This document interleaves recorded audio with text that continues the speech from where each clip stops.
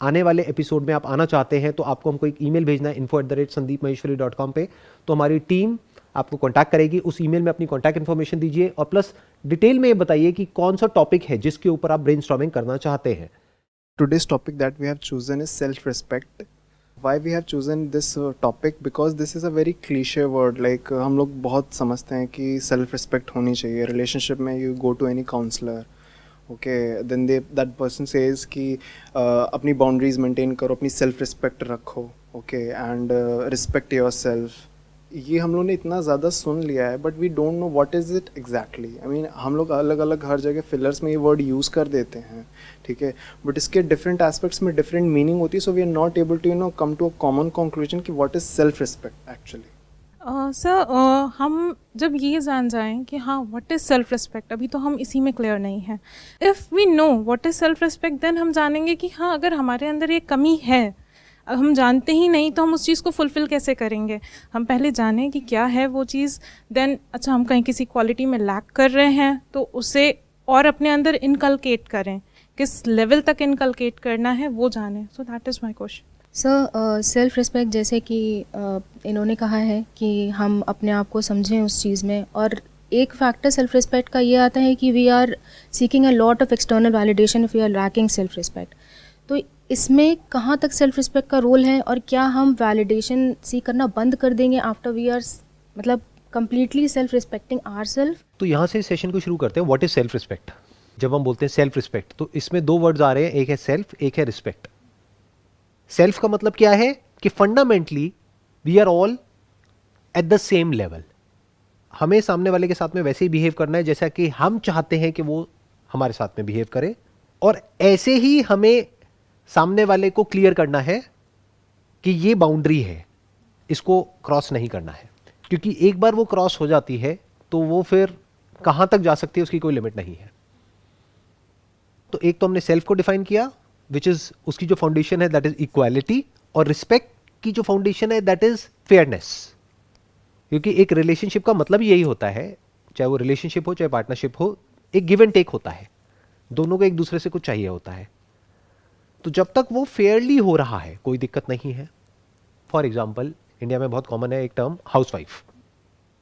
तो अगर कोई है जो कि घर को मैनेज कर रही है तो वो छोटी चीज नहीं है, इनफैक्ट वो सबसे बड़ी चीज है। अब अगर हम ये बोल दें वो सबसे बड़ी चीज है और वो अपनी इस पोजीशन को डोमिनेट करने लग जाए मेरी इस बात को सुन करके, वो भी गलत हो गया। क्योंकि वो क्या मैनेज करेगी अगर पैसा ही नहीं है मैनेज करने के लिए? तो पैसा भी इंपॉर्टेंट है और घर को मैनेज करना भी इंपॉर्टेंट है। घर में क्या आ गया? घर आ गया, बच्चे आ गए, जो भी कुछ घर से रिलेटेड है वो सब कुछ आ गया। तो अगर दोनों इस बात को समझते हैं कि हम दोनों मिल करके लाइफ में आगे बढ़ रहे हैं and we are equal partners, तो फंडामेंटली जो ये प्रॉब्लम है सेल्फ रिस्पेक्ट की, ये कभी नहीं आएगी। इनफैक्ट अगर किसी को पनिश भी करना है तो उसका भी एक तरीका है। वो तरीका क्या है कि अगर आप खुद उस पोजीशन में हो तो आप क्या चाहते हो कि आपको कैसे ट्रीट किया जाए। हमने भी तो बहुत गलतियां करी है, किसने नहीं करी? तो जब हम गलती करते हैं हम क्या एक्सपेक्ट करते हैं कि सामने वाला हमको समझे, बट हम नहीं समझते हैं। हम जबरदस्ती उसको फोर्स करते हैं बार बार अपोलोजाइज करने के लिए, बार बार उसको रियलाइज कराते हैं। तो हम क्या कर रहे हैं? उसकी सेल्फ रिस्पेक्ट को हर्ट कर रहे हैं। उसने गलती करी, उसकी एक पनिशमेंट है, उसको प्रॉपर्ली डिफाइन करो। क्या है वो punishment? Breakup, divorce, make sense. But इसका मतलब ये नहीं है कि आपको राइट मिल गया कि पूरी जिंदगी बैठ करके आप उसको उल्टा बोलते रहो, उसकी रिस्पेक्ट को हर्ट करते रहो। फॉर एग्जाम्पल ये हमारे घरों में बहुत कॉमन है, जो माँ बाप होते हैं वो कुछ भी बोलते हैं बच्चों को, किसी भी हद तक बोलते हैं, वो अपना राइट समझते हैं, वो उसको प्यार का नाम दे देते हैं। ये प्यार नहीं है कि तुम तो किसी काम के नहीं हो, तुम किसी लायक नहीं हो। ये तो बहुत ही कॉमन डायलॉग है घर में, नकारा है, ये है, वो है, वट एवर इट इज। तो वो जो बच्चा है धीरे धीरे क्या होगा, उसकी सेल्फ रिस्पेक्ट पूरी तरह से खत्म हो जाएगी और वो चाहेगा भी तो कुछ नहीं कर पाएगा अपनी लाइफ में। ये जो टॉपिक है ना, इससे रिलेटेड एक बहुत इंटरेस्टिंग कुछ हुआ था कुछ दिन पहले, वो मेरे दिमाग में घूम रहा है। I was sitting in a restaurant और वहाँ पर पास वाली टेबल पर कुछ लोग बैठे हुए थे, वो आपस में बात कर रहे थे। उसमें से एक था, वो शादी का एजेंट था जो शादियाँ कराते हैं, और बाकी लड़के वाले, लड़की वाले, वॉटेवर, वो सब और लोग कुछ 5-7-10 लोग बैठे थे। तो वहाँ बिल्कुल स्ट्रेट फॉरवर्ड बेशर्मों की तरह खुल करके बात हो रही थी कि 1.5 करोड़ में बात हुई थी, और इतना कैश में था, इतना ऐसे था, इतना वैसे था, क्यों किया, क्या किया। तो मैं बस बैठा हुआ सुन रहा था, आई वाज जस्ट क्यूरियस। मैंने कहा ऐसी भी दुनिया है। मतलब वो एक सौदा कर रहे हैं, जैसे होते नहीं है कि एजेंट होते हैं प्रॉपर्टी का सौदा करते हैं, बट सौदा किसका करा रहे हो? प्रॉपर्टी का करा रहे हो, समझ आता है, लड़के का सौदा। और ऐसे एक दो लड़के नहीं है इंडिया में, शादी हो रही होती है, बाहर गाड़ी खड़ी होती है और वो अपने दोस्तों को दिखा रहा होता है, ये देखो मेरे को ये गाड़ी मिली है। अरे शर्म नहीं आ रही तेरे को? पैसे क्यों ले रहा है? अगर तू और वो लड़की बराबर है तो क्यों ये एक्सपेक्ट कर रहा है कि मुझे पैसा मिले? क्यों अपना सौदा होने दे रहा है? क्यों अपने आप को बेच रहा है? ऐसे लोगों को बेशरम बोलते हैं। इनके अंदर सेल्फ रिस्पेक्ट जीरो है। और ऐसे कुछ लोग नहीं है, बहुत लोग हैं जो पैसे के लिए बिक जाते हैं, अपनी सेल्फ रिस्पेक्ट को बेच देते हैं पैसे के लिए। तो इसमें आप गलती उसकी नहीं कह सकते कि जो उसको खरीद रहा है, गलती उसकी है जो बिक रहा है। मानो लड़की वाले ने लड़के को खरीदा अपनी बेटी के लिए, अब वो बेटी उस घर में आएगी, आ करके सुनाएगी कि तेरी कमाई की गाड़ी नहीं है, मेरे बाप ने दी है। तो अब क्या उसकी सेल्फ रिस्पेक्ट हर्ट होनी चाहिए? नहीं सर, जब पहले नहीं होनी तो चाहिए, अब भी नहीं सर। क्योंकि वो इस लायक ही नहीं है। आप समझ गए? उसने बेची है ना, सौदा किया है ना अपनी सेल्फ रिस्पेक्ट का। अब किस बात की सेल्फ रिस्पेक्ट? आप समझिए कितना कॉम्प्लिकेटेड है। सेल्फ रिस्पेक्ट वाला इशू देखने में बड़ा सिंपल और स्ट्रेट फॉरवर्ड लगता है, इतना स्ट्रेट फॉरवर्ड है नहीं है।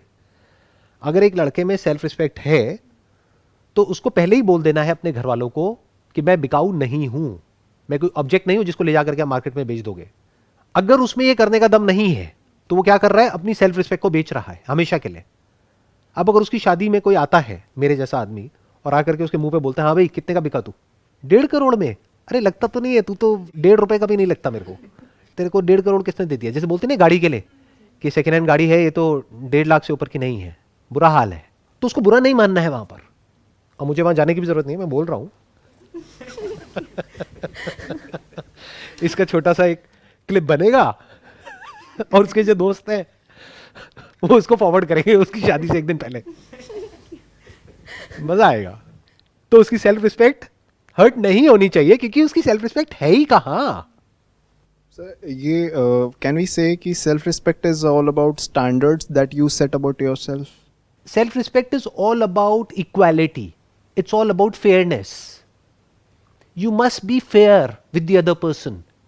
Whether it's a relationship of an employer-employee, whether it's a relationship of two people living together, or who got married, तो वहां पे इक्वालिटी होनी बहुत जरूरी है। आपको ये समझना है कि जो सामने वाला पर्सन है वो और मैं एक्चुअल में इक्वल है, बाहर से दिखाने के लिए नहीं। मान लो आप वर्किंग हो, आपकी जो वाइफ है वो हाउसवाइफ है, तो आप दोनों इक्वल हो। ये नहीं है कि वो हाउसवाइफ है तो आप कुछ भी उसको बोलने लग जाओगे या उसको जा करके इंसल्ट करोगे या कुछ उल्टा सीधा बोलोगे। इसका मतलब क्या है? आपके खुद के फंडे क्लियर नहीं है। तो इसकी शुरुआत कहां से होती है सेल्फ रिस्पेक्ट की? कि आपके खुद के फंडे क्लियर होने चाहिए, दैट इज वन। बट आपके फंडे क्लियर है और सामने वाले के नहीं है, अब क्या करोगे? Take a stand. सो हम अभी बात कर रहे थे जैसे इंडिया में पेरेंटिंग की, कि हम जनरली हमारे यहाँ पेरेंट्स होते हैं, एल्डर्स होते हैं। समटाइम्स व्हाट हैपन्स, जब हम मिस्टेक करते हैं and we are pointed it out whether by our elders, चाहे रिलेशनशिप्स में हो, तो हम वहाँ एकदम से हम शट हो जाते हैं। हम या तो चुप हो जाते हैं एकदम, या गुस्सा हो जाते हैं, तो चुप हो जाते हैं तो अंदर से गुस्सा हो जाते हैं। हाँ, चुप होके शांत हो जाते हैं। हम अपने आप को अंदर ही अंदर डिमीन करने लगते हैं। Okay, we have made this mistake, now we have to listen to it, it's done.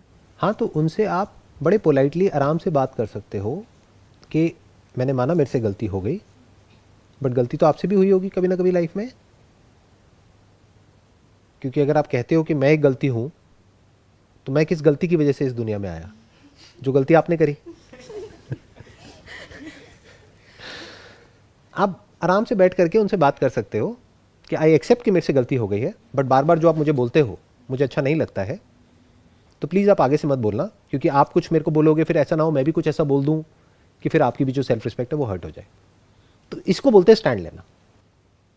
ये मत समझो कि ये दुनिया आपकी रिस्पेक्ट करेगी अगर आप खुद अपनी रिस्पेक्ट नहीं करोगे तो।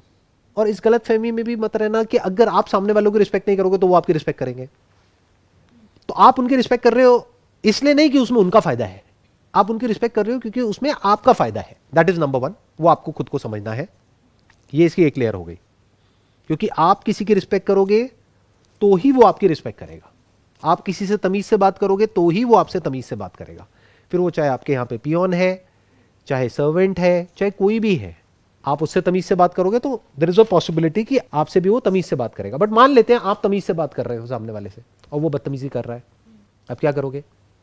You have to take a stand, simple. You have to fight for what is right. What is right? Equality. Equality is your right, you are living in a democratic country.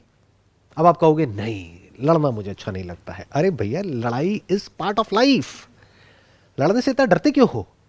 बजाय अपने अंदर एक लड़ाई हो, anger अंदर ही अंदर चलता रहे, इससे अच्छा है उसका सोल्यूशन निकालो। समटाइम्स पेरेंट्स का भी रिएक्शन काफ़ी एक्सट्रीम हो जाता है। लाइक क्या होता है कि जैसे पेरेंटिंग हम लोग की होती है बचपन से, ठीक है, सो पेरेंट्स को भी अवेयर नहीं होता एज ए ह्यूमन बीइंग, वो हम लोग को बहुत रिप्रीमेंट करते हैं। तो जब बच्चा बड़ा हो रहा होता है तो सेल्फ एस्टीम उसके पेरेंट्स के थ्रू ही डेवलप होती है, because they are the first care givers. तो अगर वो हर बार उनको डिमीन ही किया गया है बच्चे को, तो अनकॉन्शियसली बच्चा जो है एक्सटर्नल वर्ल्ड में वैलिडेशन ढूंढने लगता है। तो सर उस केस में हम लोग क्या कर सकते हैं? Because this becomes so damn toxic. अपने आप को एजुकेट करो, और एजुकेशन सिर्फ वो नहीं है जो स्कूल कॉलेज में मिलती है। बुक्स पढ़ो, थोड़ा सा समझो कि लाइफ क्या होती है। एक सोशल स्ट्रक्चर में जहाँ पर हम रह रहे हैं वहाँ पर इक्वालिटी नाम की एक चीज़ होती है, फेयरनेस होती है, डेमोक्रेसी क्या होती है, राइट्स क्या होते हैं, इतना बेसिक हमको अंडरस्टैंडिंग होनी चाहिए जो स्कूल कॉलेज में नहीं सिखाया जाता है। तो जब आपको ये अंडरस्टैंडिंग आ जाएगी तो आपको ये भी समझ आ जाएगा कि I deserve to be treated fairly, ये मेरा राइट है। नहीं तो क्या होगा, इसका एक एक्सट्रीम रिएक्शन भी होता है जो बहुत कॉमन है यहाँ पर इंडिया में, जहाँ पर कास्ट सिस्टम भी चलता है। अभी जो अर्बन सिटीज़ है वहाँ पर तो इतना नहीं है, बट जो रूरल एरियाज़ है वहाँ पर अभी भी है। तो वहाँ पर उन लोगों को इतना सप्रेस कर दिया जाता है कि उन लोगों के माइंड में बैठ जाता है कि हम इन्फीरियर हैं। ये प्रॉब्लम है। तो उनको ये समझना होगा कि उनमें और उनमें जो so called superior, so called inferior, कोई फर्क नहीं है। जब ये बात अच्छे से गहराई से उन लोगों को समझ आ जाएगी तो एक बात तो पक्की है कि वो खुद को अच्छे से ट्रीट करने लग जाएंगे, जहां से शुरुआत हो जाएगी कुछ बदलाव की। क्योंकि अगर उन्होंने खुद ने भी एक्सेप्ट कर लिया है कि I don't deserve to be respected क्योंकि मेरे पेरेंट्स तक ने मेरे को रिस्पेक्ट नहीं किया, तो आगे और कोई क्या रिस्पेक्ट करेगा। जैसे शादी हो जाती है और मानो लड़ाई झगड़ा हो गया, नॉर्मल है, हर घर में होता है। बट यहाँ पर क्या प्रॉब्लम होती है, लड़की घर पे फ़ोन करती है तो घर वाले कहते हैं कि अब थोड़ा बहुत एडजस्ट करना ही पड़ेगा। अब वो थोड़ा बहुत एडजस्टमेंट कहाँ तक जाएगा और कब तक चलेगा? ये सलाह ही गलत है। दे शुड से कि लड़ना नहीं है, लेकिन पोलाइटली सामने वाले को समझा दो कि मेरी आदत नहीं है इस तरह से ये सब चीज़ें टॉलरेट करने की। पावर डायनामिक्स होती है एक रिलेशनशिप में, ये चीज़ें हम कभी एक्सेप्ट नहीं करते। हम क्या बीच में कॉन्सेप्ट घुसा देते हैं इमोशनल होकर के, प्यार है, मोहब्बत है, ये है, वो है, पता नहीं क्या क्या कहानियां बनाने लग जाते हैं। एक रिलेशनशिप में जो फाउंडेशन है वो प्यार नहीं होता है, रिस्पेक्ट होता है, इक्वालिटी होती है, फेयरनेस होता है, एप्रिसिएशन होता है एक दूसरे के लिए। तब जाकर के वो रिलेशनशिप एक्चुअल में प्रॉस्पर करती है। तो आपको अपनी सेल्फ रिस्पेक्ट को खुद बचा करके रखना है। तो सर हम हेल्दी वैलिडेशंस जो हैं अपने क्लोज वन से सीख कर सकते हैं, उसमें कुछ प्रॉब्लम नहीं है।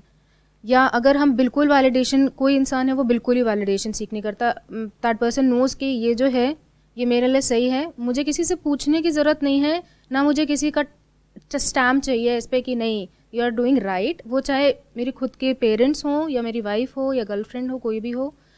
तो इसमें मतलब is this healthy way of doing things? 100%। ना आपको वैलिडेशन सीख करनी है, ना किसी को वैलिडेशन देनी है। एप्रिसिएशन दे सकते हो but you must not validate. आप होते कौन हो वैलिडेट करने वाले? और किसी से वैलिडेशन सीख क्यों कर रहे हो? The moment you seek validation from someone, आप अपनी लाइफ का कंट्रोल उनको दे रहे हो। For example, if I seek validation in what I am doing, तो आपको क्या लगता है कोई वैलिडेट करेगा मेरे को ये करने के लिए जो मैं अभी कर रहा हूं? आज क्या डे है? वेडनेसडे, वर्किंग डे, और हम यहाँ बैठे हैं, टाइम पास कर रहे हैं, ऐसी बातें कर रहे हैं जिसका काम धंधे से कोई मतलब नहीं है दूर दूर तक। तो क्या लगता है कौन मुझे वैलिडेट करेगा ये करने के लिए? अगर मैं उनसे पूछूं कि मेरे को ये करना चाहिए या नहीं करना चाहिए, वो तो यही कहेंगे कि नहीं करना चाहिए। तो मैं क्यों पूछूं? और मैं उनको क्यों बताऊं कि उनको क्या करना चाहिए क्या नहीं करना चाहिए?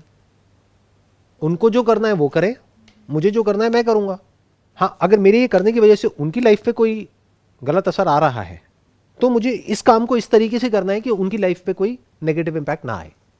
जब तक उनकी लाइफ में कोई प्रॉब्लम नहीं आ रही है मेरे ये करने से, तो मैं उनको क्यों राइट दूं ये बोलने का कि मैं ये करूं या ना करूं।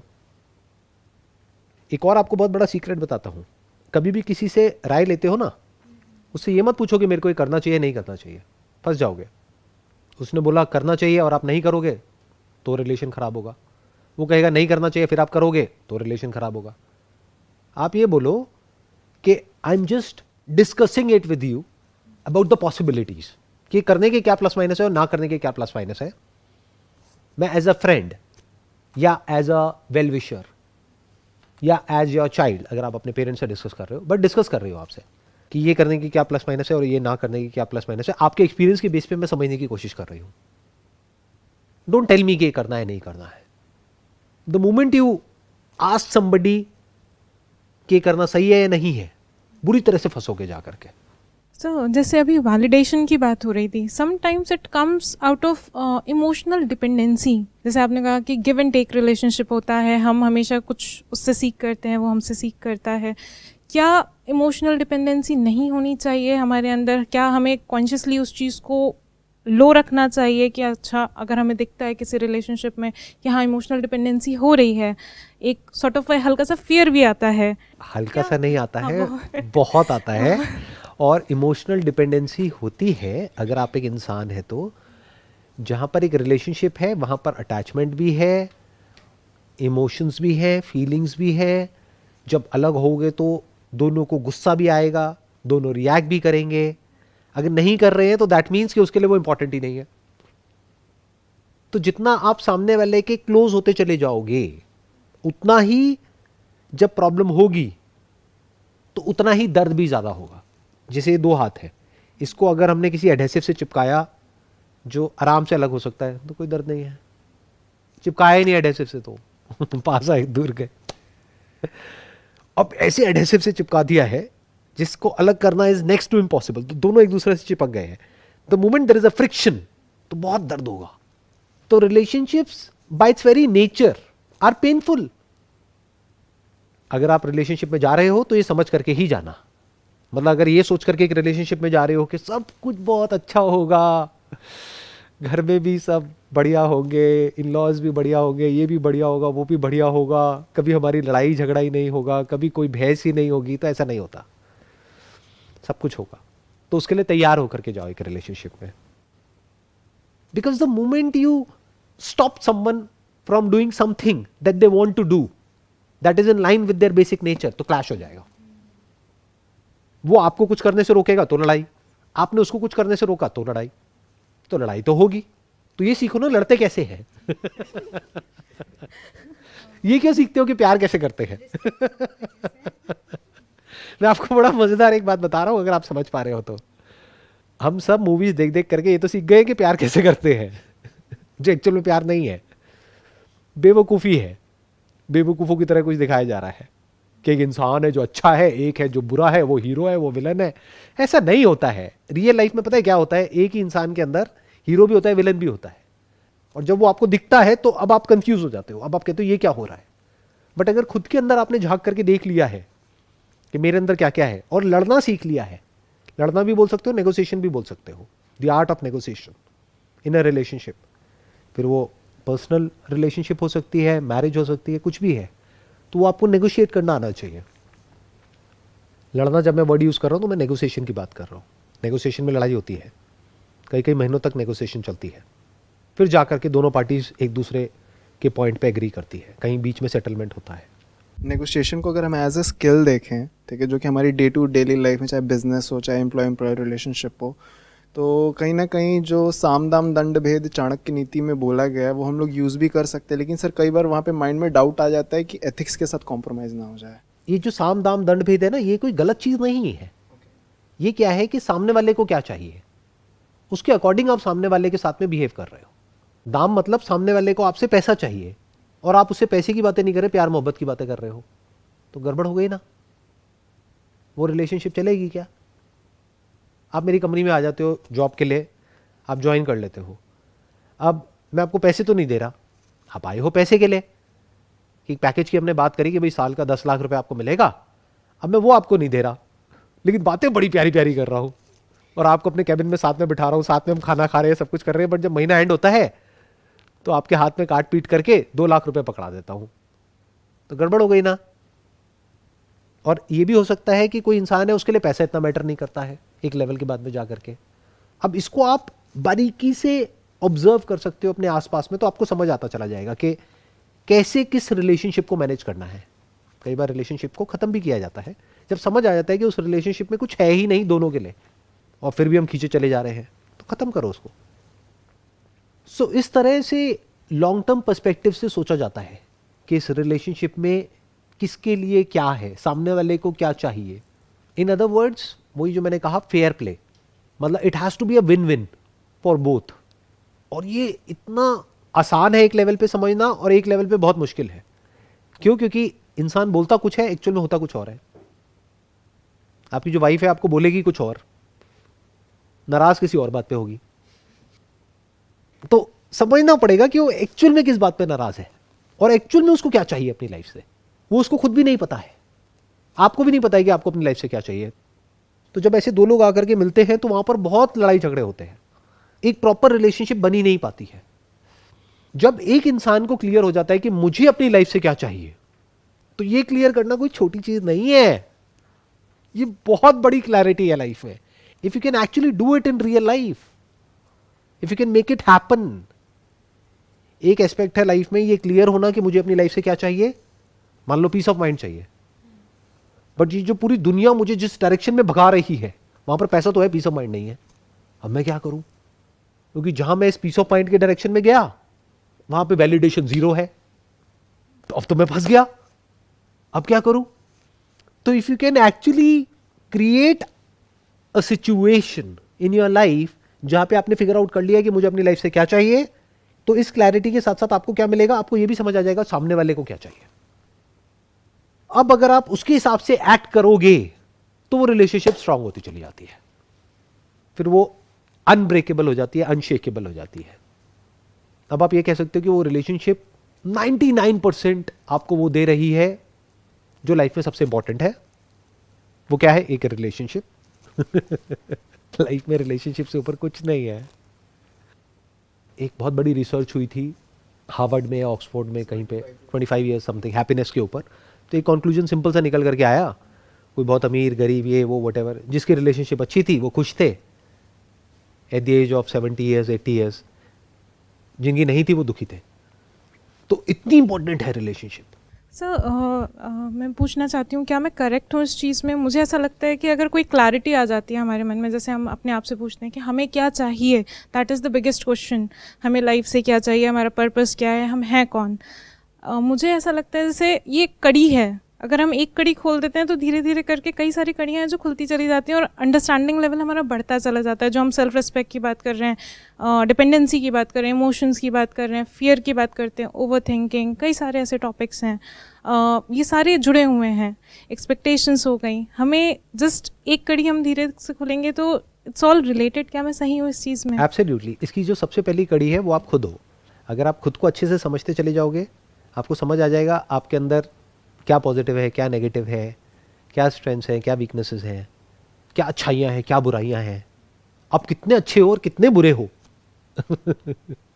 अब ऐसा नहीं आप सिर्फ अच्छे हो या बुरे हो, आप अच्छे हो कोई और बुरा है। लोग यहाँ जीते हैं बच्चों की तरह कि अच्छा इंसान है वो बुरा इंसान है। ये क्या होता है? जब आप खुद को अच्छे से समझ जाते हो तो आप सामने वाले को बहुत आराम से समझ सकते हो, और वहाँ से शुरुआत हो जाती है ये सब जो चीज़ें हैं जो हमारे लिए कॉन्सेप्ट्स हैं, ये जो वर्ड्स हम भारी भारी यूज़ करते हैं, understanding, love, care, respect, self esteem, happiness, contentment, peace of mind, ये क्या होता है, कब होता है, कैसे होता है, वो धीरे धीरे आपको समझ आने लग जाता है। और जितना गहराई से आप इन चीज़ों को समझते हो उतना ही डीपली आप सामने वाले से कनेक्ट हो जाते हो। जैसे लोग स्पिरिचुअलिटी का मतलब क्या समझते हैं? डिटैचमेंट। बकवास। Spirituality is ultimate attachment, total attachment. तो अभी जो भी हमने डिस्कशन किया आज के इस सेशन में, अगर इसको पूरे को समअप करना हो वो क्या है कि आप सामने वाले को पहले फेयरली ट्रीट करो, सामने वाले की रिस्पेक्ट करो, तो यू डिजर्व रिस्पेक्ट. अगर आप ही रिस्पेक्ट नहीं करते यू डोंट डिजर्व रिस्पेक्ट. अगर आप खुद की रिस्पेक्ट नहीं करते तब भी you don't deserve to be respected. अगर सामने वाला, अब इसकी एक तीसरी लेयर है, सामने वाला आपकी रिस्पेक्ट नहीं करता है and you know that you deserve to be respected, you don't have to put an effort in it. You will immediately take a stand and fight for what is right and tell it to the other person, I don't deserve to be treated in such a way. I hope that sums up the whole conversation. Wish you all the best. It was pleasure talking to you and pleasure meeting.